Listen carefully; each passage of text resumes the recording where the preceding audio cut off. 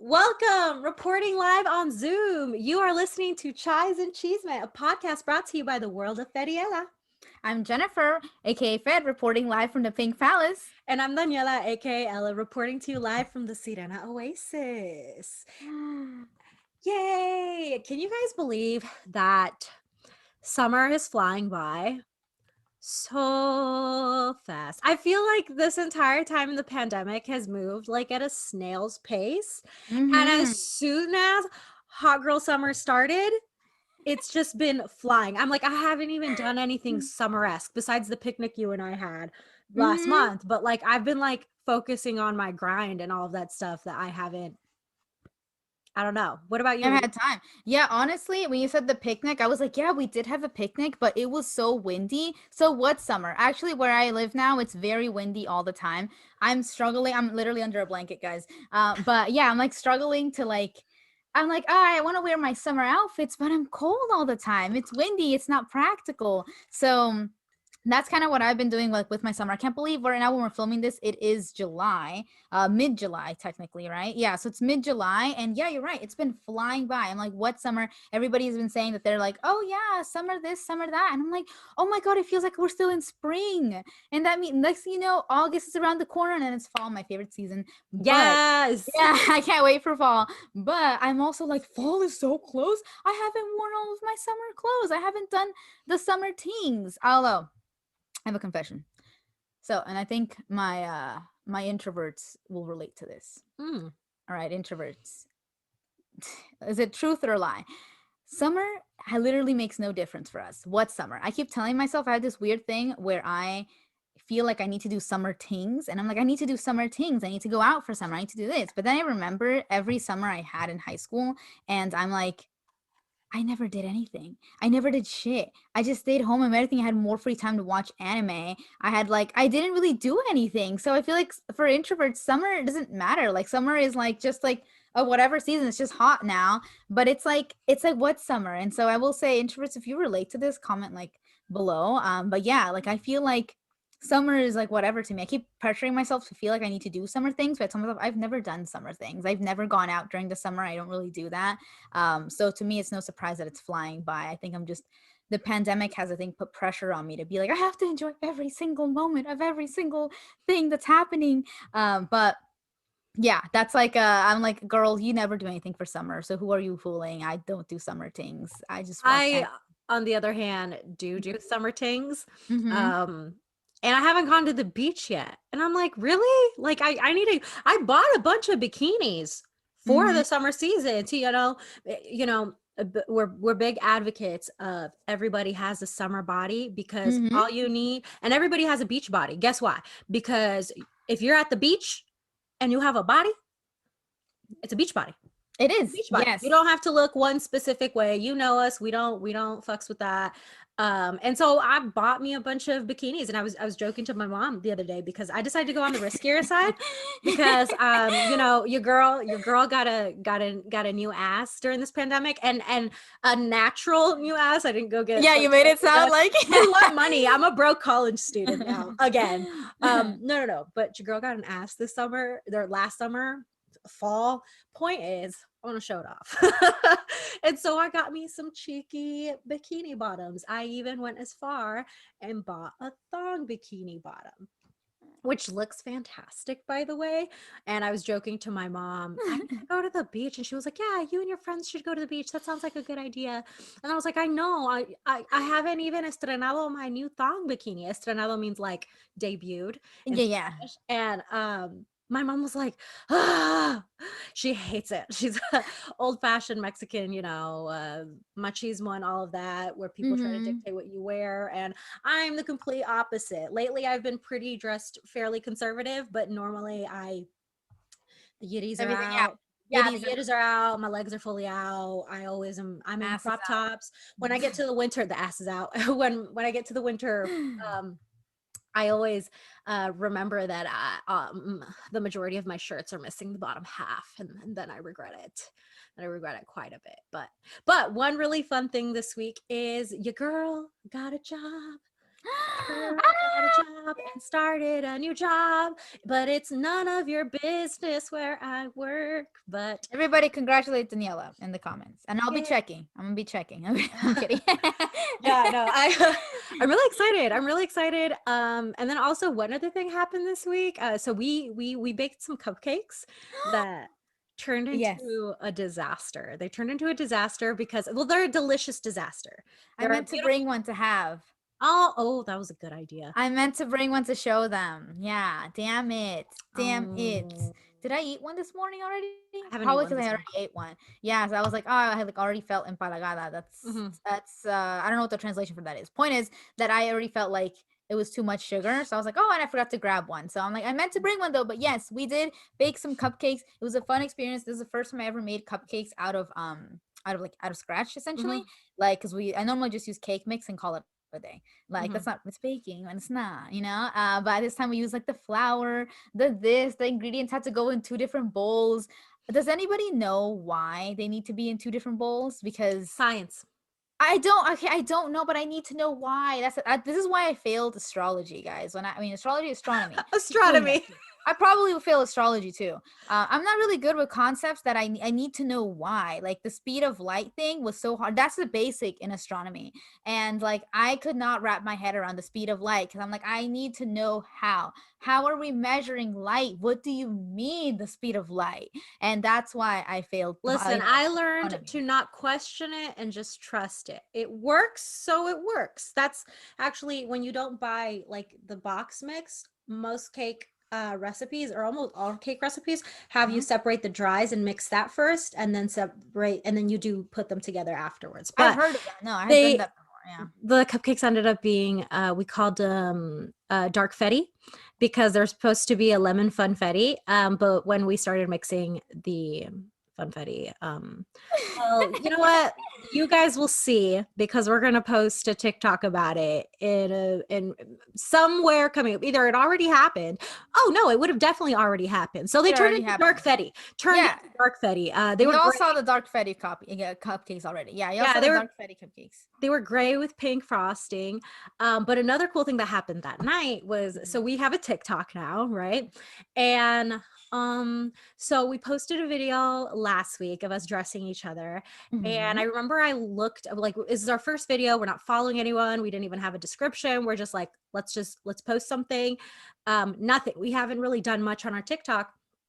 I look the following morning and it's like there's no views on it or anything. And I'm like, and in my head, I'm like, well, that makes sense. Like we're not following anyone, like we don't have anything established. And then while we're making these dark fetty cupcakes, um, sorry, well, while we're doing these dark fetty cupcakes, we go and look on TikTok, and turns out that we had over like 1,000 views and like 520 likes. Like the ratio was really good. It was like a 50% turnaround ratio, and I just started crying because I was like, what? People actually liked it. And I like her Jen's mom walked into the kitchen and I was like teary-eyed because I was like, what? Oh my God, we didn't even do it. We don't even have a bio. And like it's already got all of these likes. And like where did these people come from? And Jen got a little bit mad at me for Not not, believing in us. yeah, it's not that I don't believe in us, it's I don't believe in myself. I have low self-esteem. I do. So me by association. But it's not, guys. This is the No, thing. but I I will edited it and I posted true, it. So there's a lot true. of responsibility. But I will say, for me, it's something that I always joke about with Danny is that I'm always like, you know, like I'm like, I walk into things with the notion, maybe this is naive of me, but I walk into things with the notion that everybody knows about this, everybody likes me, everybody accepts me. This is the way I walk into life. And I know you're probably thinking, wow, it's so confident. Guys, I don't know either. I also don't consider myself a very confident person, but the way that I start things and I like for example, this TikTok, right? Let's put that into perspective of the TikTok. So the TikTok, I thought, all right, I don't know anything about TikTok. This is the WAF one is the only one I've ever had. I don't know anything. I'm not even on there scrolling. So I don't even know how it works. And then, Danny was like, oh, we don't have a bio. We don't have this. We don't have that. We don't follow nobody. We only follow her. So I'm thinking, well, look, you know what? Maybe it'll reach people. Maybe we'll have like 50 or like 20 and like likes or whatever. And that's okay with me. I already expected some kind of, but of course I have realistic expectations. I wasn't like, we're going to become viral off of one video. Mhm. But in my brain, the way I perceived it is that I'm like, well, if somebody likes you, they like you. Like, you don't need no bio. You don't need no. Think about all the people that on the internet have gone viral and they don't have anything. They work regular, schmegular jobs and like they're not like some influencer people. And like sometimes there are people who build up this influencer brand for years and years and years and put so much effort, and it takes them so long to get noticed. Because what I've learned is when people like you, they like you, regardless of a bio, regardless of whatever it is that you're doing. And I think that this shows when people like you, they like you. And it made me so happy because I'm like, that's great. Like I said, I walked into it thinking everybody will like me anyway. So we have the opposite kind of view. Whereas I walk in thinking everybody nobody's hates gonna. us. Yeah, everybody hates me. Nobody wants to talk to me. I have resting bitch face. They think I'm weird. They think I'm intimidating, which is like, I'm a softie on the inside. Like I'm sensy, which stands for sensitive. I mean, y'all know we had a cry cam once. Did we have a cry counter? Did that ever go up?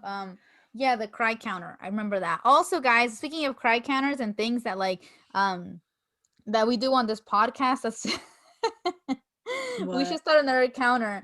But for me, but the fact that I already fixed it, I guess we'll see. I don't know if y'all noticed, if y'all are watching, if you watched the previous episode, I was waiting for somebody to point it out and I'm still kind of waiting, but by the time this comes out, we'll see. My headphones were on backwards. Why didn't y'all tell me? Why didn't y'all tell me? And so I'm waiting for somebody to tell me in the comments that the headphones were on backwards. So I'm going to have a counter on the things that are on backwards for me, or the things that I just don't, that I'm doing wrong. Because the headphones, I fixed them today because I made a mental note. So that probably won't happen again. But I'm pretty sure something in the background is going to be wrong one of these times. I'm pretty sure this is not going to be on one of these times. There's always little and that's why we wear these now, because that's at first we didn't want to wear them all the time, and then we had a video where my audio wasn't on and we couldn't tell because we weren't like listening. So those are some fun things. Also, in the spirit of all things great, I have my brekkie here. I'm not going to tell you the shameful time that it is right now, 12:51. But this is my breakfast. I woke up late. It was great. I had an appointment with my psychiatrist. You know, things are going well with my meds and all of that good stuff. So like, it's cool. But like, yeah. What are you? Okay, I see the cereal. Yeah, the cereal with the bananas. What are you drinking? You caught me mid-chew. A chai, but of course. But okay, it's a special chai. It's a special chai because it's my chai mix with some Nesquik because I'm a child.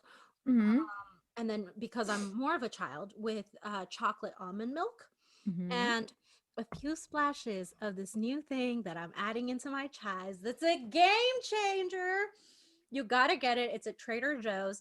They have this almond beverage that's blueberry lavender flavored. It's so good. It's subtle, but it's so good. And I've been adding it to my chais lately. Honestly, okay, I thought I was gonna catch you because I've been seeing you eat the cereal, but I didn't see the chai, and I was like, am I gonna catch you without a chai? Guys, I was almost without a chai, but my brother saved the day. I'm gonna turn the cup around. Y'all saw where it's from. But it is a chai as well. It is my soy vanilla chai. My brother saved the day because he woke me up early. I was not having it. I am a morning person, but for me, you know, I don't. Yeah, I'm a morning person. He woke me up, but he wakes me up very aggressively, like by pounding on the door, and I don't like that. That's I like to wake up, aggressive. but I like silence. Yeah. Do you want to know how my brothers used to wake me up? Pounding on the door, I can deal with. Yelling my name, I can deal with. My brothers used to pull my blankets off of me while I was in bed, and I was on the second floor, and they would drag them all the way downstairs. So I would have to either grab another blanket, which I would do sometimes, because I'd be like, joke's on you, I got another blanket. And I'm not a morning person at all. I'm a night owl. I hate waking up. I actually, we were just talking about this last night that like, if you love to sleep, but you lay down in bed, go to sleep immediately, wake up, get up immediately. You don't like to sleep because listen, I love to sleep. Bay loves to sleep. And when I go to bed, I'm not going to bed. I'm laying in bed, but I want to enjoy the comfort of my bed. I like to, roll around, get like feel the warmth of my blankets. And when I wake up, I don't want to get up immediately. Like I might get up to go to the bathroom, but then Mhm. I jump back in, I cozy in, I cuddle with my pillows all by my damn self. I watch a few videos. I'm cozy. Like, because when you're asleep, you're not Mhm. enjoying the coziness of your bed. You're unconscious. You're you're dreaming. I don't know what Mhm. bed. I don't even know that I'm laying on a bed. I could be on the floor for all we know. But like, What bed? what bed? What bed? But like when I lay in bed awake at night or in the morning, that's just like my way of like decompressing my night or motivating my morning afternoon. It's that's I'm already. I agree. Okay, I have this thing where I always tell people about decompression time. I'm like, okay, you need to have decompression time. I have decompression time. I will come home sometimes going to bed, and doing what what you just described, the whole just laying there and for like an hour or so. That will be my decompression time because nobody's talking to me. I can just listen to my little videos, put my headphones on, listen to music if I want.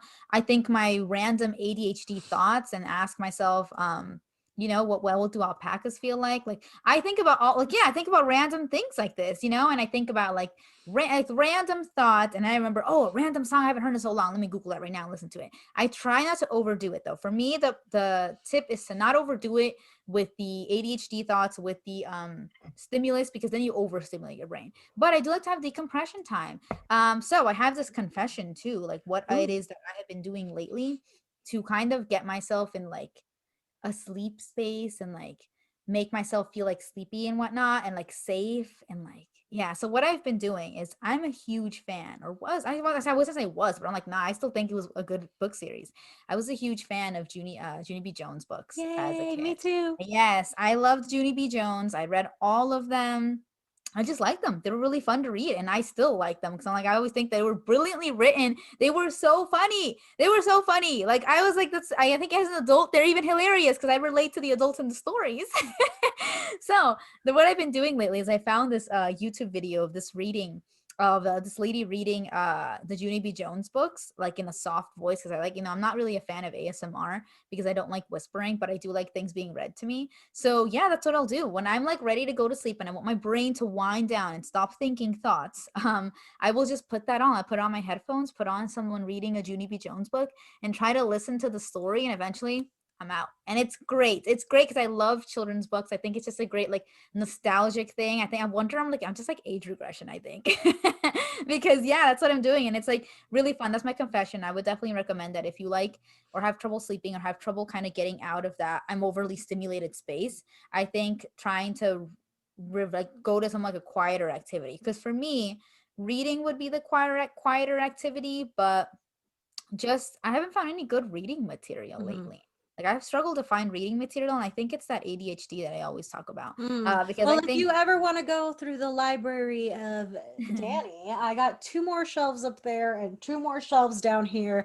yeah. I love me some books, but I haven't been Mhm. motivated to read lately because I'm so like tired Mhm. all the time. But you're not an ASMR person.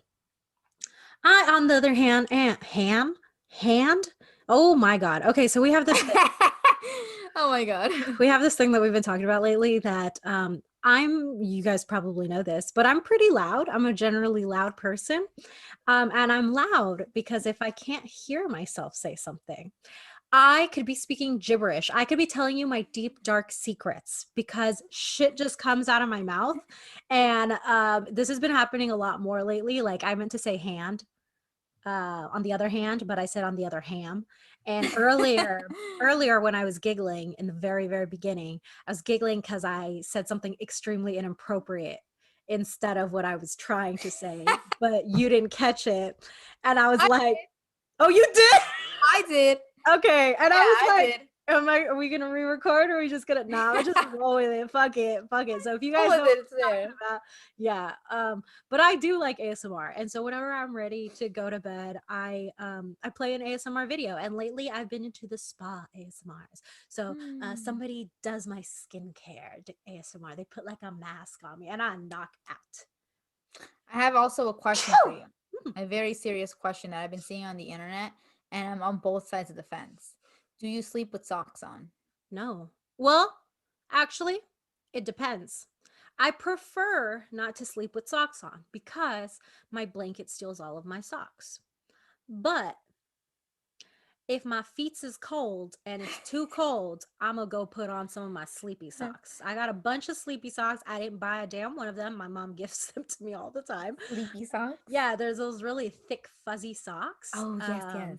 Yeah, I put those on to go to sleep, and those don't tend to fall off of me. They're not tight, but maybe because they're above my ankle, so it would require more movement than just like sliding off the edge of my foot. I am also okay. So here's the thing, I'm on both sides of the fence. Sometimes I'll sleep without socks, but I'm just a generally cold person. My Yeah. feet and my hands are always cold. So I most of the time I put on socks. I put on socks to sleep. But I would like to sleep with no socks on. But please, those of you who sleep without socks on, how do you circulate the blood to your feet so that your feet aren't cold? My feet are always ice cold, and I don't like my feet touching up on each other with their little ice coldness. So I always sleep with socks on. Which brings me to sock cam. Now that we brought up feet and socks, y'all know. You know we like feet here. You know we like feet here. We're gonna make t-shirts and we're gonna put, you know, we like feet here. It'll be an inside joke between all of us and everyone who watches us, so that you know we like feet. All right. So in the spirit of what our topic today will be, Ooh. I'm wearing socks, and they are okay. Let me show you. I hope you guys can see this. I'm also wearing shorts, so y'all are like, what the hell? Anyways, so that y'all will see. Hopefully you guys can see the details. If not, I'm gonna describe them to you. So Okay. my socks are black, and these are my socks. Oh, they're This is the detail. okay. I can't see it because my laptop is angled in a interesting way, but I don't know if the viewers can see it. What is Okay. that detail? Because it just looks like a fuzzy, like a really fuzzy like if that was a Bratz shoe, that's what your foot looks like. My Bratz shoe.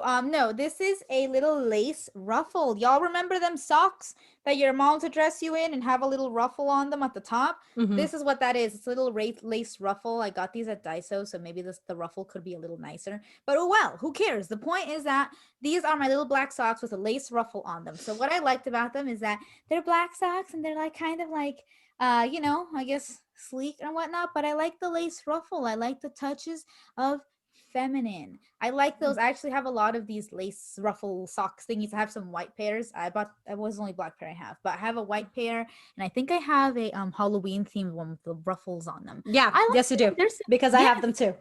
Yes.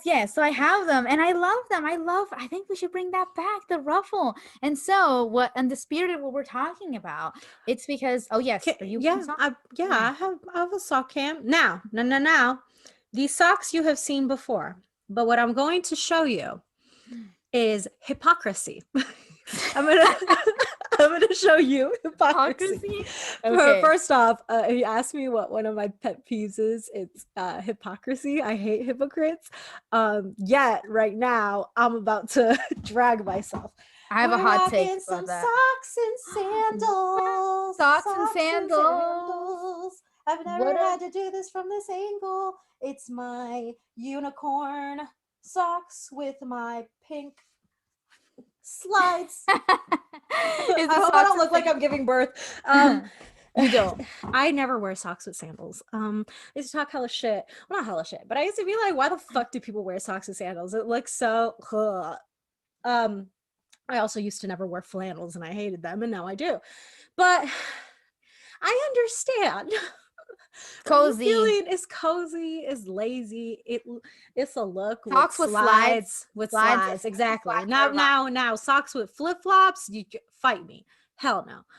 But with the slides, I was just like, I do it a lot now. I never owned slide before. It's kind of cute, but it's also hella comfortable. Because if there's one thing I hate, it's laces. It's laces that don't tie themselves. I go out of my way to find shoes that don't have any laces that I need to tie, for real. If it's like between two shoes and one of them has laces, the other one doesn't, I'm getting the ones without laces because I don't want to. I know how to tie my shoes, but I just don't want to. It's something I don't want to do anymore. I've decided I'd rather save my time. But yeah, I got socks with sandals today. So, okay, two things. One, the laces thing. Yes, for me, I don't go out of my way, but I do prefer boots that have a zipper over having to tie them as a lace. It's quicker. Okay, I want to put my Mhm. foot in and that's it. I want to put my foot in and go. I want to have a zipper. And I just like the look of the zipper better. But when boots have laces, they're not deter me. They don't deter me from it. But I do like zippers better. Second thing, hot take. I swear, I swear, guys, when people say hypocrisy is one of my pet peeves, normally they got a couple of hypocrisies on themselves whenever they say that. It's really interesting. You're one of those people, and I have heard of other people too who are like, I hate hypocrites, and I had some things that they were a little hypocritical about. I swear that is the precursor. If somebody says that, and just know that they most Oh likely yeah. have a For little of example, things. Yeah. I hate being late. I don't care when other people are late. But I'm like late so often. And I hate it. I hate it so much. I like punctuality, but I just can't. But now I know that it's ADHD related, so makes sense. Makes sense why I suck at time management. Yeah, honestly, same. I'm always late too, but I wonder. Oh, well, I wonder if this is an ethnic thing. Because we always have that joke about Latinos. If you want them to show up, I don't want like, do we all have ADHD? I don't think so. I think it's just an ethnic thing that it's like if you want them to show up at 4, you know. So, My mom literally, I got off work at 10 yesterday. My brother was supposed to pick me up, mm-hmm. and she told him 9:30, and he was on time. Because he's always late. He's always late, but he was on time. And so he was sitting there chilling in the parking lot for like 30 minutes. You gotta tell them earlier. If you want them there at 4, tell them He at was 1. like, "Why did it take you so long to get off?" I was like, "How long have you been here?" And he was like, 9:30. I was like, "I literally just got off, grabbed my shit, and walked into the car. I didn't Oh take me long to get off at all." no. He actually, oh no, no, I thought you meant that he got there at 10. That's what you meant he was on time. No, you meant he actually got there at 9:30. Oh no. Yeah, it's kind of Oh funny. no. It was Well, kind that of okay, funny. honestly, that if that doesn't show you that your mom's belief in being on time with your brother. She did not believe on him being punctual. Um, that's hilarious. So, but Yes. speaking of work and punctuality and all that good stuff, today something we want to touch base on is femininity in the workplace, because Mhm. we started having a conversation last week when I was interviewing for my job. Again, not Mhm. disclosing, but I I was thinking about how I had to go out of my way to buy more interview clothes because I went through like a 3 interview process. And all of the clothes that I own, I only had like one interview outfit. And Mhm. also, like, my body changes. So everybody's body changes. My weight has fluctuated in this last year. So I Mhm. haven't put those on in a while. Not all of them fit right or comfortably. It didn't feel good on me. So I had to go buy stuff. Right. And, um, it's funny because like I have some professional looking heels, but like heels aren't seen as professional. I have a pink blazer, but like pink is professional. I have like clothes that are what someone would classify in the same kind of tier as professional clothes, but the reason it's not professional is because it's too feminine. Like, Mhm. I have dresses that are more on the professional side, I would say, but I could never wear those because it's a dress. Mhm. um yeah, like we were talking about how much femininity is like not, it doesn't cross with being professional. Like, the more feminine you are, the less professional you are. Mhm. I honestly I agree. I agree because at least my experiences have been I have worked in female dominated industries before. Like I've mentioned, Me I too. worked in makeup before, right? So I worked in makeup and that's a female dominated industry because my higher ups were all female. Mostly everybody that worked there was female. And so I have worked in areas like this. And also I have worked in more of a mixed kind of field, And so I've worked in both places and my first jobs were with the in makeup. So a lot of I didn't have that idea going in. I didn't have that idea that I needed to be like, that femininity was looked down upon. I just knew that I was okay, you know what? A lot of these jobs have to do with your makeup and your presentation of yourself. So that's what mostly I focused on. Not so much the clothes are not really a focus. Mhm. Yes. And then I moved on to a mixed field. And when I moved on to that mixed field is when I started seeing like what you're saying, like femininity in the workplace is seen as like seen as either juvenile or seen as unprofessional. And I never, like, I always wondered why. Because, like, we were talking about it, the reason I talk about the whole socks thing, right? So the little lace ruffle. I like to wear socks with a little lace ruffle. And a lot of people have gone stairs. I always wear my little combat boots. But Mhm. also, I've gotten them before, and people are like, and it's weird because they're seen as juvenile. Yep. And when I ask people, well, what do you see as what makes them juvenile? And they kind of will tiptoe around it, and I'll just keep asking, like, what's juvenile about them? They're white, they're solid color, they're black. What's juvenile? And they'll say the little ruffle. Oh, because it's feminine? Because there's a little ruffle, a lace texture, it's feminine. My socks are now juvenile because they're feminine. So I'll take off the ruffle. Are they okay now? And they're like, yeah. Because if we just eliminate the ruffle on my sock, right? Mm-hmm. They're just black socks. They're just black socks. Right? So it's like, that's what I was thinking. So I wore them in the spirit of this whole of this topic, because y'all know I love my femininity. I love feminine presenting. But point is that yes, I learned that often in that mixed workplace that I had before, is that they very much, there was like an unspoken rule. That's the worst part, is that I feel Yeah. like this femininity is an unspoken rule. Nobody says don't wear that. But the times that you take chances is the responses you get. I have an interview on Monday. So there's that. I have an interview on Yay! Monday. And one of the professional things that I have is pink. You said a pink blazer. I have a pink button down. It's really nice. I love the material, and I'm thinking about wearing it, but I'm also second guessing myself, because there's that whole thing. There's that, oh, it's gonna seem as unprofessional. I'm wearing pink, and I always want to know, why is pink seen as such an unprofessional color? But none of these other colors seem to be held to that kind of standard, right? You can wear blue. You can wear this kind of blue. You can wear baby blue. Mhm. Baby, why is this acceptable? This is also a pastel. Why Yeah. is this acceptable? But this is not. Yep. Why? They're the same. They're the same. It's just a different shade. So that's always, I was gonna say like pinks and brights too, because like bright Mhm. colors are seen as very like feminine as well. Like, Mhm. you don't it's rare that you see like a guy with like a really bright shirt, like a Mhm. standout piece. But like in women's fashion, there's lots and lots of colors. Mhm. It's interesting to think about, because when you said you're thinking about wearing that pink button down, like this is something that is so ingrained in our society that my brain is like, I want to tell you to fuck it, do it, but there's another really strong part of me that's like, you really want that job though, don't risk it. Like Mhm. it's not and that's awful, right? That I'm thinking Mhm. that you could risk the opportunity for someone Over to a see. shirt. Yeah, I will say though, as someone who is unconventionally looking, I Uh-huh. always get nervous for that reason too. And like a lot of Mhm. the times I would pull my hair back for interviews, because, or like now that I have textured hair, um, I was wondering when I was interviewing if I should straighten my hair. And I Mhm. haven't applied heat to it for a year now, over a year now, Mhm. and I don't want to.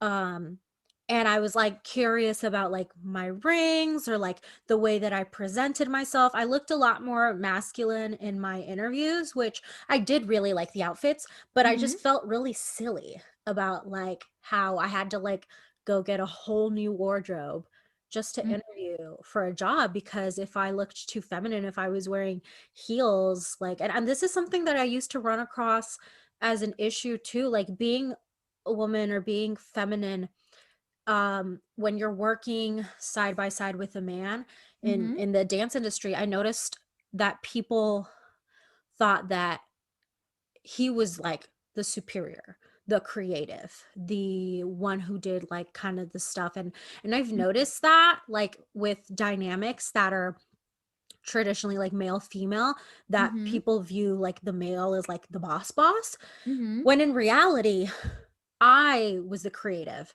I was the one that taught my previous partner everything that they knew, or a lot of what they knew. I guided them. I brought in all of the systems. I brought in all of the ways that we were tracking things. And if anything, we were equals, because I also didn't see myself above them. But it would frustrate me when people would just assume that like it was all him, and that I was just Mhm. kind of like, no, I'm extremely capable. Just because I'm one, feminine, I'm a woman, or I have like colored hair, or I dress more feminine, does not mean that I am not capable. And like now I, I've been thinking in the last year or so, but like definitely something that I do is I've always mentioned to people that I date or that I'm with that are like serious, that I don't like PDA in the workplace. Mm-hmm. Because the moment that like, so I've noticed this, like when you Mm-hmm. see a man who works, let's Mm-hmm. say in like a business place, and he displays PDA with his significant other or his Uh-huh. wife, he's seen as, oh, like a father figure, like such Mm-hmm. a nice man, like that's all, it's like a whole Well-rounded. very well-rounded kind of Mm-hmm. person. Opposite, when you see a woman being affectionate with their partner, with their significant other, whatever, It's um unprofessional. it's unprofessional. It's unprofessional. She's soft. She's going to drop out. I'm sorry, not drop out, quit when she has kids. She's not permanent here. And I've Mm-hmm. noticed that. And that's why I don't like PDA in the workplace. It's not because I don't like physical touch. I do, but Mm-hmm. I don't like for people to perceive me or change their view about me because I am soft, quote unquote Yeah. soft. And that's like, that's shit. That sucks. Cause I've definitely had Mm-hmm. partners be like, you don't want me to like hold your hand or this and that. And I'm like, it's not that I don't want you to, it's that people look at me differently when you do. People Yeah. stop taking me seriously. People are like, I don't know. I become an accessory. I become from being my own person to an accessory. And that's what I used to hate too, Uh-huh. is that when I would meet people and they're like, oh, you teach, right? And then I'm like, yeah. And they're like, you're so and so's Daniela. I belonged to someone. Mm, Like instead of just interesting. being Daniela, I was so and so's Daniela. You're so and Yeah. so's Daniela. And I'm like, what? No, I'm just Daniela. But Yeah. yeah, I work with them, but I don't belong to them. They don't own Exactly. me. I'm my own person. I make my own decisions. I have autonomy over myself. I'm Mm-hmm. extremely professional and extremely capable of achieving whatever the hell I want. And I don't need someone behind me to do that for me. And I don't need to look a certain way. Like my hard work speaks for itself. And I wish that femininity wasn't such a weapon against Uh-huh.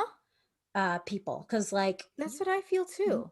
I definitely feel that, like, yeah, femininity is a weapon. I like that the way it's phrased because, yes, it's like you mentioned, it's crazy to think that if I wear my pink button down, that's how I'm gonna blow the interview. That I blew the interview before I even spoke. Before I even spoke. And that's like, again, femininity being demonized, femininity being like weaponized against somebody because it's like, again, this person's going to take one look at me and then already have this preconceived, let's assume, right? Let's assume that this is what's going to happen. They'll have this preconceived notion and everything. And I'm going to blow this interview because I did that. And I think that that's ridiculous. That's ridiculous at the way that I'm presented.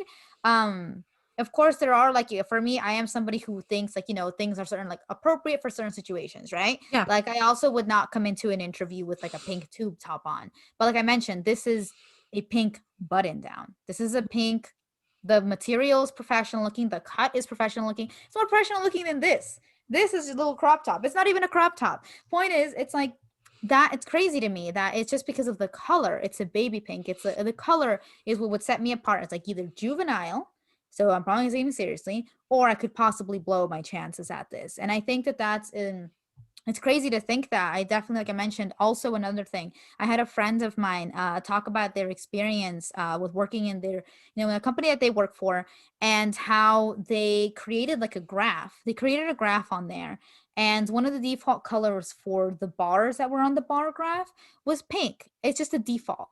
And they mentioned that at one point, well, because he had to present this, right? Imagine like over Zoom, they presented it, and one of the comments that was in the Zoom from the higher up was, it was change the pink. And that's just what inspired me to talk about that with the change the pink. I just thought, why was that so bad? Why did this person feel the need to say change the pink? That's what they focused on, despite this big presentation this person did. Besides this, the work, whether the work was correct, why was the focus on the color of the bar on in Why a does bar? it matter? Why Why does it does that matter? matter if the content is good?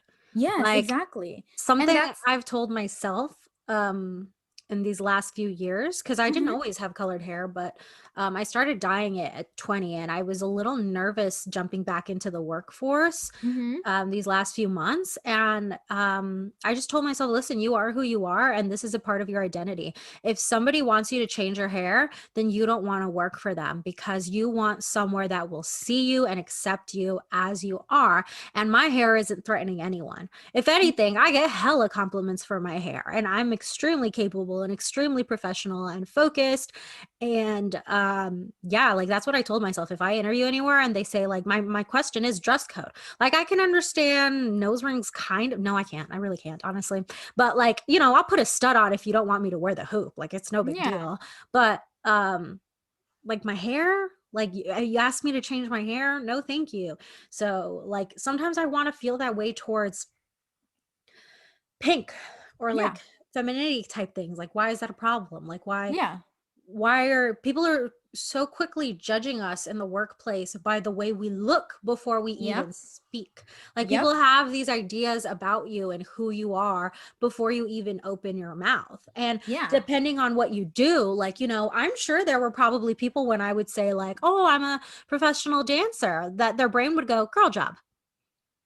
Like, oh yeah, Same that same makes with sense. makeup industry. Same with makeup artists. You know, and then think that I'm probably just some like Dumbo ditzy person who doesn't really know anything and doesn't know things about other things. And people definitely made me feel that way sometimes. Like I'm really smart, and there's way more to me than just, you know, like my dance career. I just, this was the way that I chose to go previously. Mm-hmm. Does not mean I'm incapable of having all of these other kinds of conversations or interested in all of these other kinds of things. Like that doesn't make me hollow inside. It's yeah, it's failure to see the person as well-rounded. Like we were talking about how men have that luxury because you just reminded me, absolutely. I remembered when I was working, in the makeup industry. I know I worked as a makeup artist on the side as well.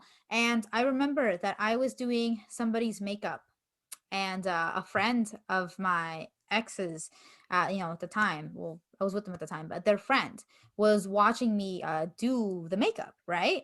And they were really impressed, and I took the compliment, right? I was like, oh, I took the compliment and everything. And so I was doing the makeup, and I remembered that they said to me, we talked about school because I was trying to make conversation with, both people. Again, people think that makeup is just, oh, paint somebody's face, make them look pretty. That's fun. People used to always tell me, I would love to work in makeup. All you do is play with makeup all day. You have to have people skills for that. You do, because I had to, you can't just sit there and do makeup and not say anything. I made sure to make people feel comfortable and have a conversation. So while this person was watching, I didn't want the client, to be uncomfortable. So I made conversation to involve both of them. You see, so they don't feel uncomfortable. So again, people skills. So apparently, I was talking, and I made conversation. And I talked about school. That's always an easy one. I talked about school, and I was like, yeah, school, da da da da. And the person cut in, not the client, the other person cut in, and they said, oh yeah, you went to school. I was like, yeah. And they were like, what did you major in? Makeup? And it was quite the dig. And I turned and I said, no. I said psychology, and I finished my degree. And then I went back to doing the makeup, and I remember thinking, that was quite the dig. That was quite the dig. I remember I didn't Oh say my anything, but it God. was quite the dig. I remember when they said that, because it's like, I just do makeup on the side. But no, man, when I was talking about school, I was talking about it in past tense. I had finished my degree, and I think that the person was like taken aback, like, you finished your degree, and I'm like, yeah. Oh, why are Just you doing this? Like, yeah, like I'm just happen to be I do makeup on the side. It's like, you don't know what it is that I do. You don't know my interests. You don't know how smart I am. And so I think that's what I always joke with people. I tell them I want people to underestimate me. So like I said, like, because it's then I can only surprise them with my talents and with everything and my intelligence. And so yes, with the workplace thing as well. So this is why I think it's super important, why I'm still on the fence about wearing the pink shirt or not to the interview, because at the previous workplace that I mentioned, I worked a lot with families, right? And sometimes I had to prepare a presentation as well. And so when I prepared these presentations, I wanted to use the colors I like. I want to use the colors I like and wanted to use the things that I like. These presentations were meant to be fun. They were meant to be fun. They weren't so serious, right? So I already had that loose structure. If I wanted to, I could put I really wish that I could put little things like this, like little cakes and cute things. This is the things that I like, right? Little strawberries and everything. I wanted to do that with my presentation backgrounds and make them like me.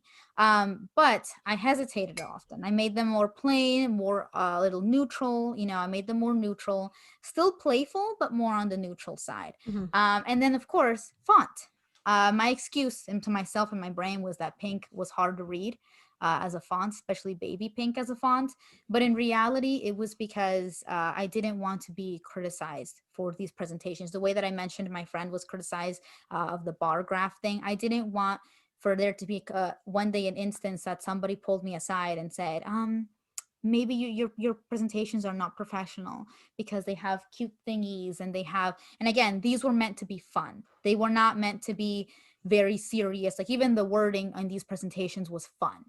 So they were meant to be fun, but I was still defined fun under the parameters of neutral or masculine. Mm-hmm. Not fun under the parameters of what I would think are fun and cute and like visually interesting. So that was another thing. And two, like I mentioned, I worked with families as well. And when I would, go to work, we didn't really have a really strict dress code. We was really kind of open as long as it was appropriate. Like I mentioned, you want to be covered. Like I'm not going to show up to work on a tank top. But I remember that I stayed away often from feminine silhouettes. Anything that was either pink, either like and I thought, okay, maybe because I want to work dark colors, I think I just like dark colors on myself, especially with the line of work that I'm doing. Yeah. But in cuts, like sometimes my clothes that have like a little lettuce hem, I didn't like that. I felt that was a little too like I didn't like that. Or there are colors that are dark and still feminine cuts. I still stayed away from feminine cuts. I wore things that were a little more boxy. I was, of course, one was comfort, but the other thing I think I excused it by saying it was comfort. I mostly wore a t-shirt and jeans. That's mostly what I wore. I had other things. I had blouses, but I never wore blouses to work. And I realized it was more because I felt I didn't think there would be a conversation with my higher ups, but we talked about how femininity is perceived. I felt that I would have like a complaint from the families I worked for. I was afraid that the families would say someone would be offended, or somebody would think that I'm unprofessional, and then it would eventually get to my higher up, and they would eventually get back to me. So a lot of like fear in I guess uncertainty in expressing who I am, what it is that I dress like, my manner of speaking. So a lot of that, and that's what makes me think, okay, I have a second opportunity for this. And I think if you guys listened to the last podcast or watched it, I talked about feeling burnt out and how, just a lot of stress everywhere. And I think what often adds to my stress is that when I feel that I am not me to a certain extent, because of course there's professionalism, right? Like I'm a professional individual. I can be professional. I'm not going to be going off on tangents and interrupting people, right? I'm not going to be cursing at my job. I'm not going to do that. But what I think made me feel a little burnt out from my previous job was, and it wasn't that anything was imposed. Like I mentioned, things are unspoken. It was nothing that I felt was imposed on me, but I felt the need to impose it upon myself just with societal structure. I felt like I wasn't myself. I felt like I came home and I took off these clothes and then I was Jen again. Then I was me again, right? And of course, I said there's a way in workforce where you'll feel like you're not entirely yourself just based on professionalism. But for me, felt like I was an entirely different person. Mm-hmm. Like to the point I said where I didn't even wear pink. There was no structure in our dress code. There was no mention of you can't wear this, you can't wear that. As long as you were covered, it was fine. But I still didn't wear pink. I didn't wear pink to the workplace. I didn't do my presentations with the things that I like, the cute things that I like. I didn't express interest in the things that I liked. Sometimes we would have mixers and group things, from work. And they would sometimes try to break the ice, being like, "Oh, what are you guys watching on Netflix? What are you guys into right now? I think one of them was like, what was the last thing you purchased?" And the last thing I had purchased was like a makeup item, and I felt silly being in front of my coworkers. Like, I purchased this highlighter, and it's like this, and it's like that. I felt silly, so I lied. And I said I purchased some other boring. I can't even remember what the lie was. That's how boring it was. I picked some boring item that wasn't actually true. And so I think that's why with this time around, that's why I'm on the fence still about wearing the pink to the interview, because it's like, do I want to set that expectation again for myself where I am somebody else at work? where I'm now, when I have to come home and take off this costume and take off this fake persona because, so I think that's like what you were saying about your hair and how, why would I want to work for some place like that? For me, it's not so much, like I said, my previous workplace, it was more of me imposing that upon myself. That was never anything that was spoken or said to me, but because of my experiences and just what I've seen and perceived, I felt like I couldn't, or I was Yeah, just afraid to. And so I don't want to create that pattern for myself moving forward, because I think that led to the stress and led to a lot of things that were happening for me mentally, with not being able to express myself within, reasonable parameters. So of yeah. course. Mm-hmm. I was thinking while you were talking, and I Mm-hmm. was like, what? I'm trying to think about it in the reverse, right? Mm-hmm. So I'm like, what could be a reason why somebody, what are they perceiving about us when we wear pink or we dress feminine, or we're hyper feminine? I should say that, hyper femininity, because pink is seen as something that's very hyper feminine. Heels are hyper feminine. A Heels, yeah. dress is hyper feminine. You can't wear a dress to an interview no matter how you know conservative you look in that dress. It's unprofessional to wear a dress. It's unprofessional to wear heels. And why? Because they're just feminine, right? But I was thinking about it, and when you think about like pink and heels and dresses and someone who looks hyper feminine, the societal expectation is high maintenance. And when we think about someone who's high maintenance, we think about someone who likes things being done for them rather than doing things for themselves. So Mm-hmm. I'm just sitting here like, damn, that's kind of fucked up. So all of a sudden, high maintenance claims the color pink. All of a sudden, high maintenance claims all things feminine. All of a sudden, women are high maintenance. Like, and what is the issue really with being high maintenance? If you're competent, if I was you gonna work hard, say, it seems to me like a demonization of also certain traits, like juvenile, right? Like again, also pink, like you especially haven't grown up yet. like you haven't grown up yet, or you're seen as high maintenance, or you're seen as like dumb or something. And so I think with high maintenance, I think that's something that is number one. I think that is a terrible way to look at people who are high maintenance, because someone who's high maintenance, I think, wow, they really care about being really put together. Like, if you were to interview someone who you perceive as high maintenance, I think, wow, this person pays such attention to detail, that their nails are always done, their hair is always done, they look the part, they will always be presentable. And I'll be like, that means their work will be presentable. That means they care about these kinds of things. But it's not seen that way, because high maintenance has been often attributed to women and femininity. And society always demonizes that. And it's like bad. Women equal bad, feminine equal bad. And so because high maintenance, I think I've never heard men be referred to as high maintenance. But since the word high Even though maintenance tends some to of be, them really are, they they are, really yeah, are, but they're not seen as high maintenance.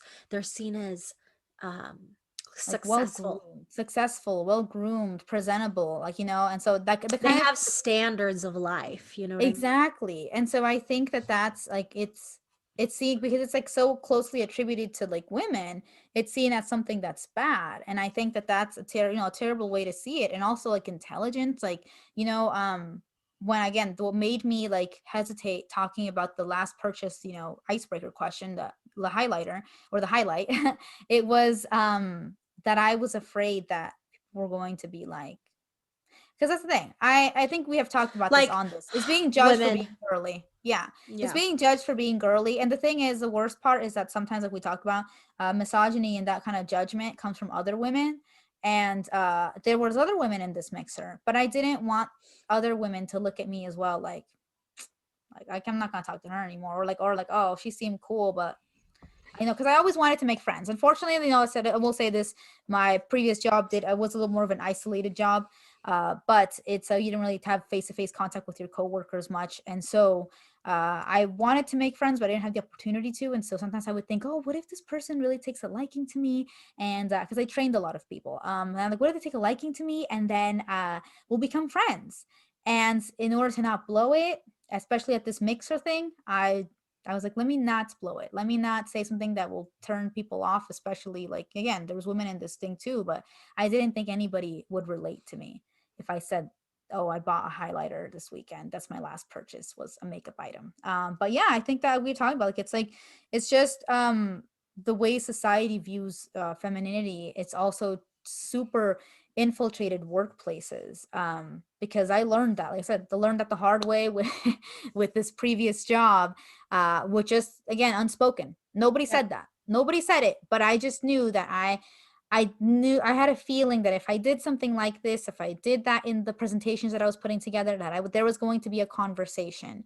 And, I didn't want there to ever be a conversation about like my work and whatnot. And yeah, I think that's it was really a big shock, I think, to me, coming from like the makeup industry, because that's what I originally previously worked, was the makeup industry. And that is very, that's all I'm gonna say, that is, wow, everything's great. They're also very presentation based, and but they're more put together based. You talked about it earlier, about straightening your hair. Yep. That's something that I refuse to do. I think in a lot of makeup interviews that I had, I'm not going to say the brand that I worked for, but I worked for a certain brand where it was supposed to be very like funny enough, I wore a dress to that interview, but again, different industry. Yeah, so Yes, that's true.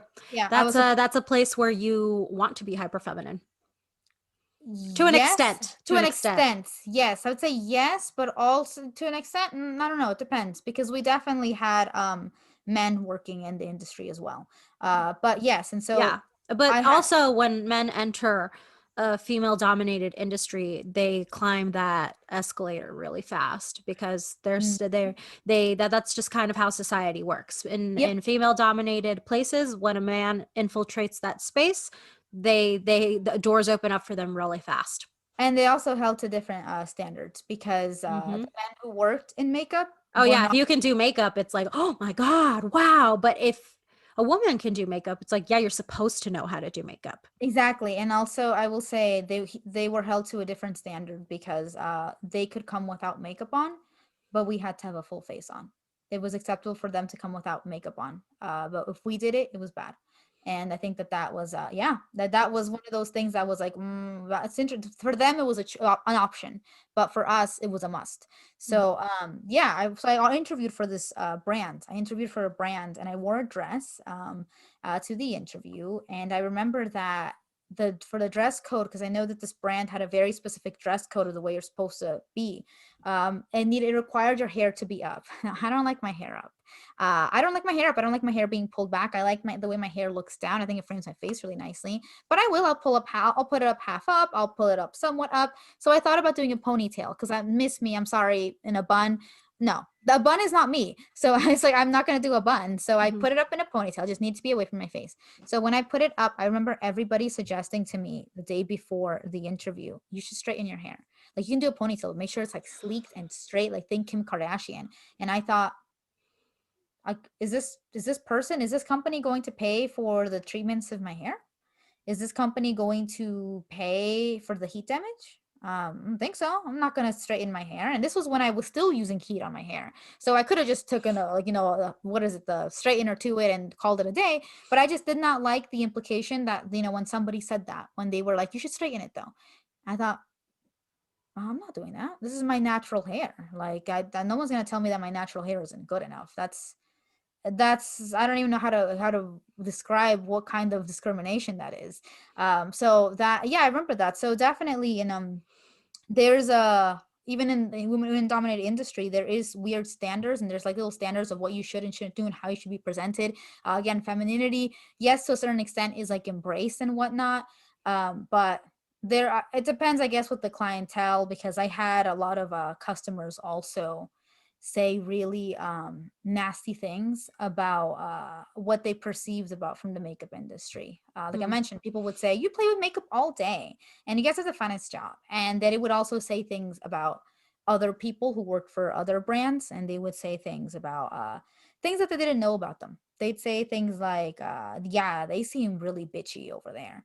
And I think you don't know them. And I can't say that this was a customer. I couldn't say anything, but I remember I thought, you don't know them. You're just perceiving them to be that way because they're with that brand, they have them Yeah. really, And they had them well also dressed. You Yeah. know, like I have a resting bitch face, you know, Mm-hmm.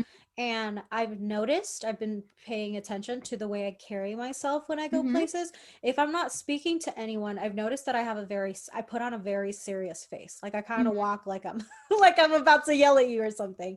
Mm-hmm. Um but when you get to know me and you talk to me, I'm like super happy, goofy, bubbly, emotional, all of the things.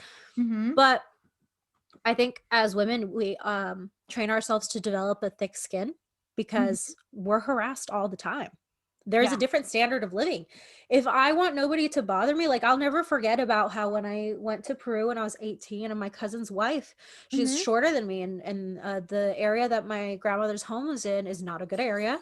Mm-hmm. And she was living there at the time. They were living there at the time, and Mm-hmm. she talked about how she like took the taxi by herself and walked to the house, and everyone's like, it's very dangerous there. So they're Mm-hmm. like, oh my God. And she was like, all you got to do is grab your bag real tight and make like a face and just walk down that street like you're going to kick everybody's ass. And I never forgot it. And ever since then, I kind of walk around with a face like that, like, come at me, I'm gonna fight you. And, you know, and it kind of, you get so used to it that whenever your face is resting, you kind of like, I mean, you'll probably see sometimes when our face really rests during this podcast and we're listening to the other person, I might look Mm-hmm. like I'm criticizing the fuck out of Bay. I'm not. I'm actually like listening. My face is just like resting, and I have to remind myself and go smile. No, the thing, you don't owe nobody a smile. All Oh right. yeah. Here's Oh, the I thing too. hate it when You people don't go, owe nobody a "Why don't you smile. smile?" And it's like, What if I don't like to smile? what if I What don't if want I? to smile? There's all of these things of what women should do and how they should be in every kind of scenario. In the workplace, don't be too feminine. At home, be more feminine. Like when you're out and I see you, why are you angry women, bitchy, all of this? Yeah. Yes, speaking of being more oh my goodness, yes, I have that, the whole being more feminine and that kind of thing. Yes. There was we talked about points in our lives where we both weren't feminine. As feminine as I am, I have like, again, this is what y'all see, is what y'all perceive. I don't know how y'all perceive me and everything. But I think I carry some masculine energy as well. And I think Same. that it's sometimes, like I think people expect one kind of they expect one kind of person, I guess, like a person you can put into a box. That's what they expect of me. I wasn't always pink. I know, as I mentioned, I wasn't always pink and all this. I wasn't that, but I was somewhere in the middle before.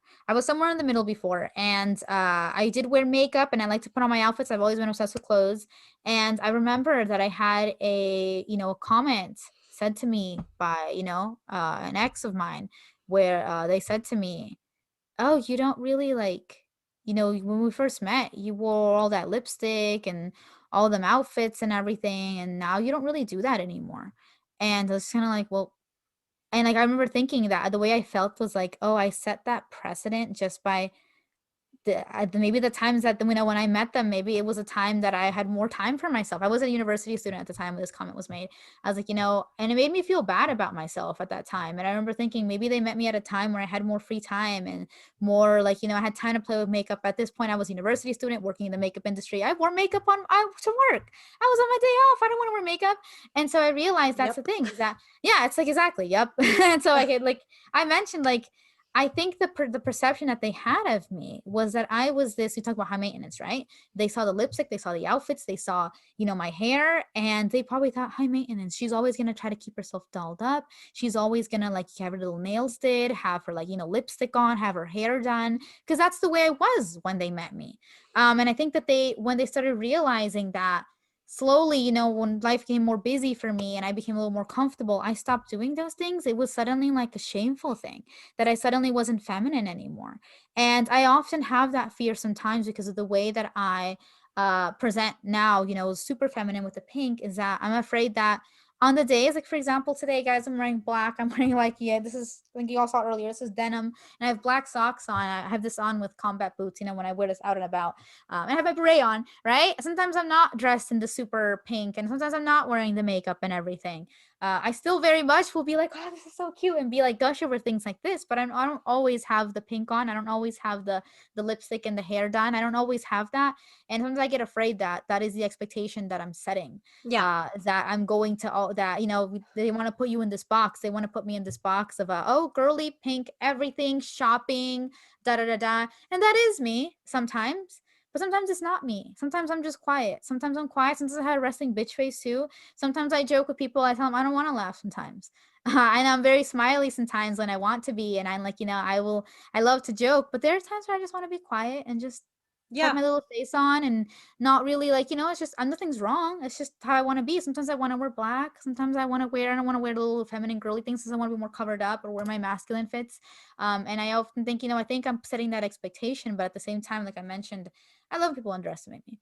So put me in that box and watch how quickly I break out of it, So I think that's, to me, that's the way I've always perceived at least being put into that box. I don't like it, but like I said, watch how quick I break out of it. It's funny, while you were talking, I was thinking about like my relationship to the color pink Uh-huh. and how, I mean, you guys could see my walls are pale pink. I didn't paint these walls, but you can Uh-huh. see there's like different shades of pink. I've had pink hair. I love pink hair on my head.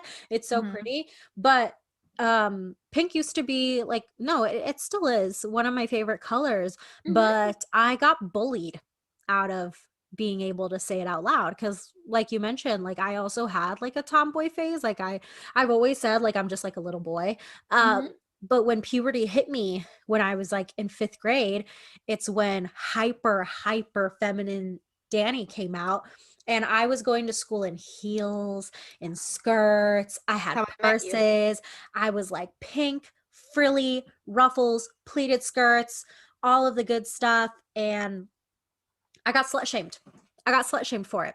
I'd never kissed a boy, never held a boy's hand, never like barely hugged a boy. I did have boyfriends, but like we didn't go anywhere with it. We were like 11, Mm-hmm. 12. And I got slut shamed. I got slut shamed because like, just like we talked about how like, don't judge me by the way I look. Um, because I used to play capture the flag in heels, in heels. But guess what? I was running after everybody. I was like about it, very competitive. I didn't care. But I'm not gonna act like being slut shamed didn't hurt my feelings. Mm-hmm. I didn't lose my femininity, but as the years went on, I definitely toned it down. So like honestly, Bae, you didn't even see the height of the hyper feminine. You Mm-hmm. saw part of it, but it was way more feminine in 5th grade. Way I'm so more. sad I missed it because with the skirt and the heels, that's how I met you. That's how I met you. Skirt and the heels, and let me tell y'all, like you were in your little skirt and your heels and taking the purse out to recess. But let me tell you, Daniela was doing her work in class. You would think that you saw her like out here just, oh, who cares? I'm gonna do my hair and look at myself in the mirror in class or whatever people perceived you as. And then she was doing her work. You were doing your work in class. I remember that because I had really good grades.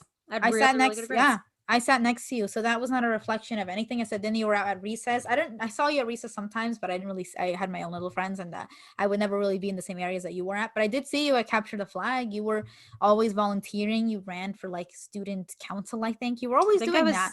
was, if I don't, if I remember correctly, I was student body president Yeah, I don't for remember 6th this. grade. Yeah, so it's For like I 6th don't grade. remember any of this, but I remember like, you did all these things and extracurriculars and very academic motivated.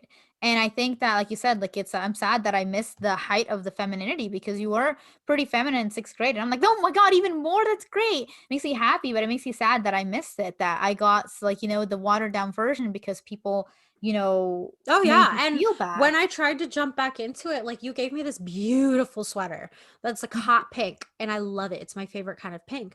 And I pre-pandy, I went on a date with this guy, and it was like our 3rd date. We'd like seen each other a few times, Mhm. and that was the last date. Also, Mhm. when I walked over to him, met him at the front of the theater, he was like, "Wow, that's pink." And I was like, "Yeah, it's it's pink." And I remember when I told you that, you didn't realize that I was like, "No, no, no, babe. It was a dig." You Yeah, didn't I say didn't know like, this. "Wow, that's pink." It was, "Wow, that's pink. Like that's really pink." I only recently found out Like that was a as if thing. he had some kind of idea of who I was Mhm. based off of meeting me, based off of talking to me, like our first 2 date hangouts, whatever you want to call them. Mhm. But then I show up on date number 3 with a bright pink sweater, and all of a sudden everything that I was before is like, oh no, although she's shown me this is who she is, she wore a pink sweater, so now I know that this is who she really is. And it's like, what? Like, no, I'm so much more than that. Like, I am very, yeah, I have some girly things to me, but I also am not the girliest person. But who cares? Who That cares doesn't, if you the way are? I choose to express our rooms, express our fashion, express our likes doesn't define our capability of working, our Yeah, capability of learning, of being professional. It has nothing to do with it. It's just like how some people prefer rollerblades over roller skates. I Roller think so too. skates are feminine, rollerblades are masculine.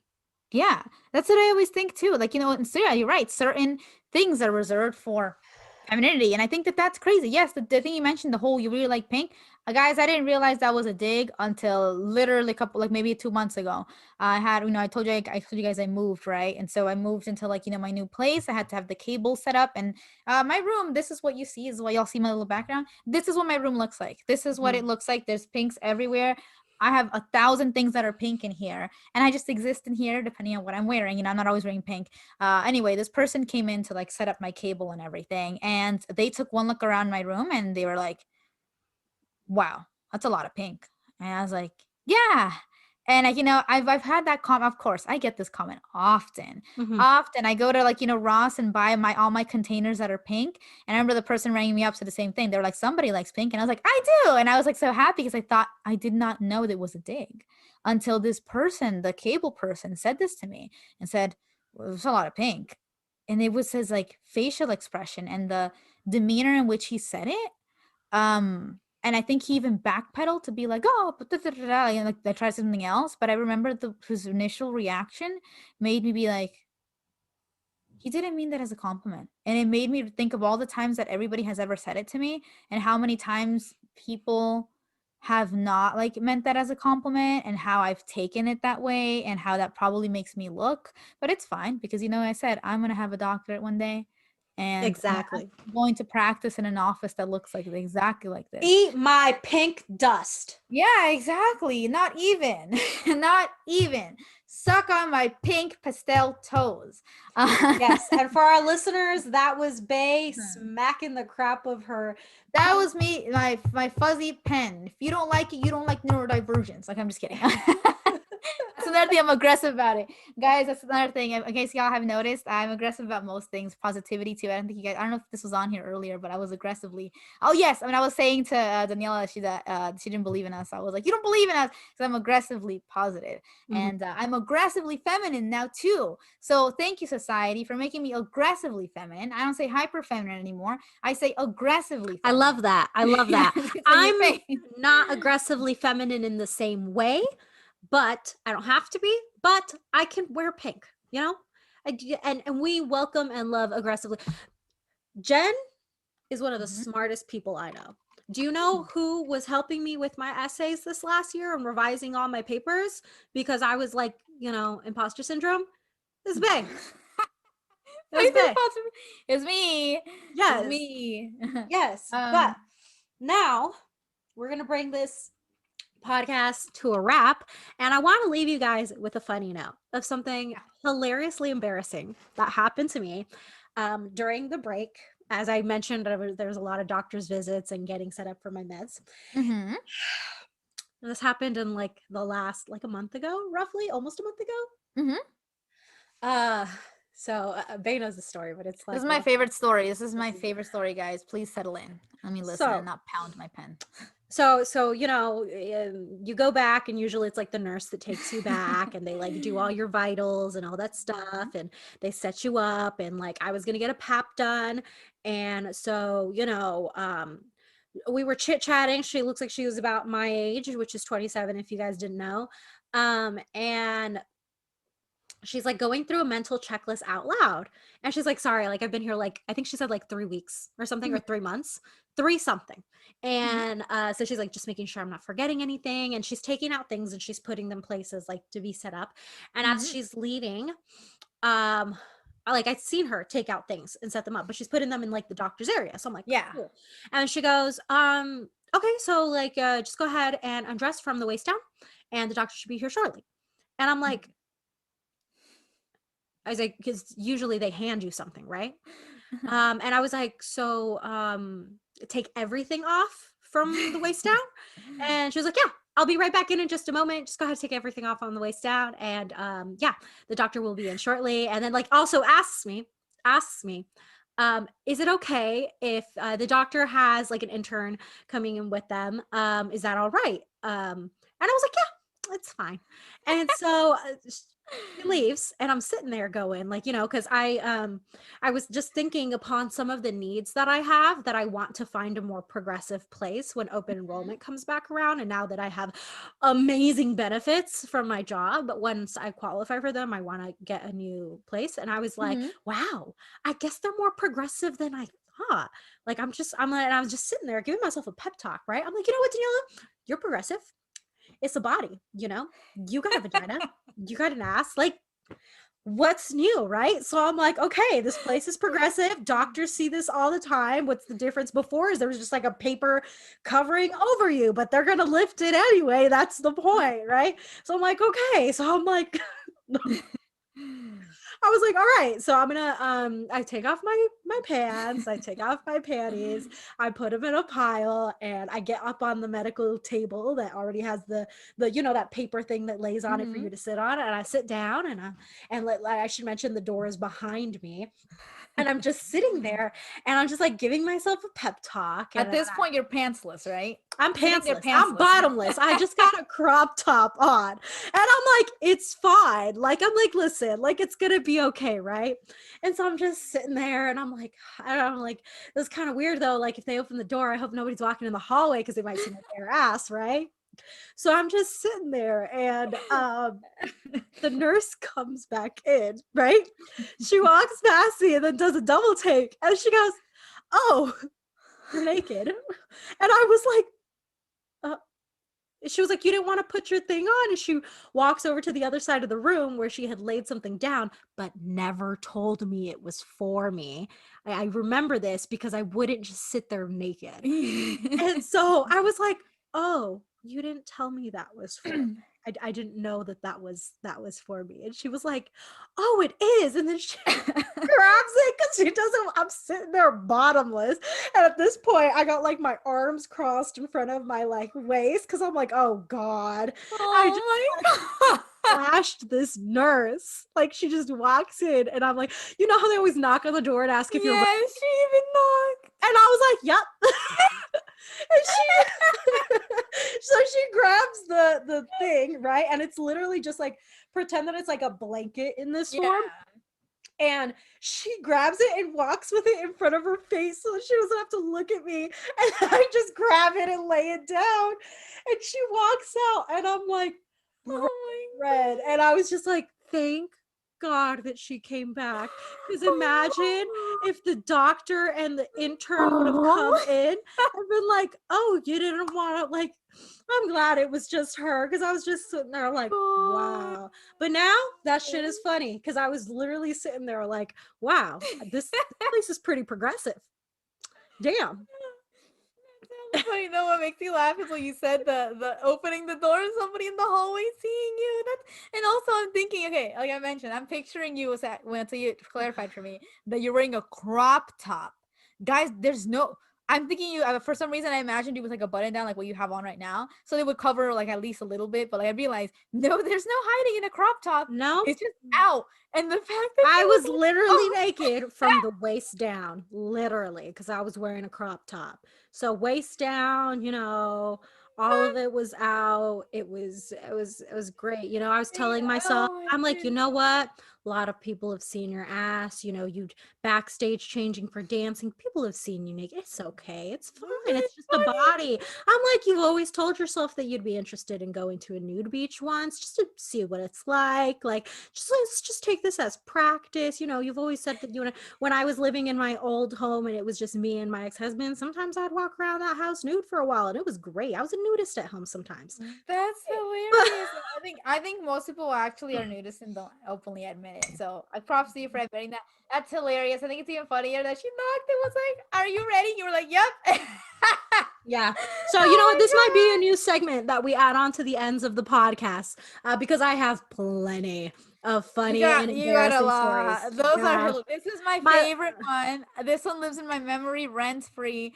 Whenever I need a laugh or something, or I think about funny things, I like to think about this because I was dying. I mean, I was dying right now, but I was dying Yep. when she told me the story first, and I was also cringing because I was imagining that the doctor and the intern would come at any moment, and the fact that they could have come in at any moment makes me die inside. I can't That believe poor it. Ooh. poor nurse. Oh my goodness, she was yeah. She went home and they probably asked her, "Honey, how was your day? Anything interesting?" Yeah, I walked in on a naked lady. Oh my goodness. Yeah. But That's too funny. mhm. Oh my god. But we love these stories. Like we said, I was gonna drink some water, but I just remembered babysitting a chai over here.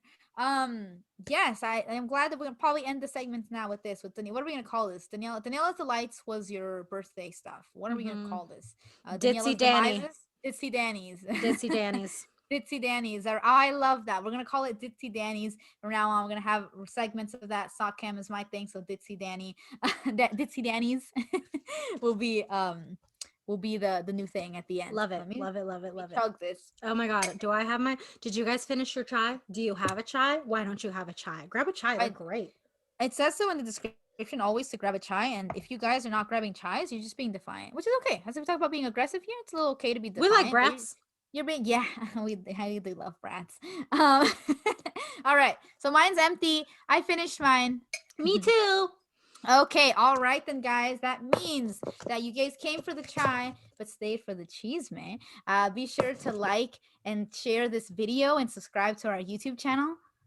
Yes, yes, yes. And then make sure to check out all the links below. We have all of our social media handles, including our new TikTok, You don't want to miss that.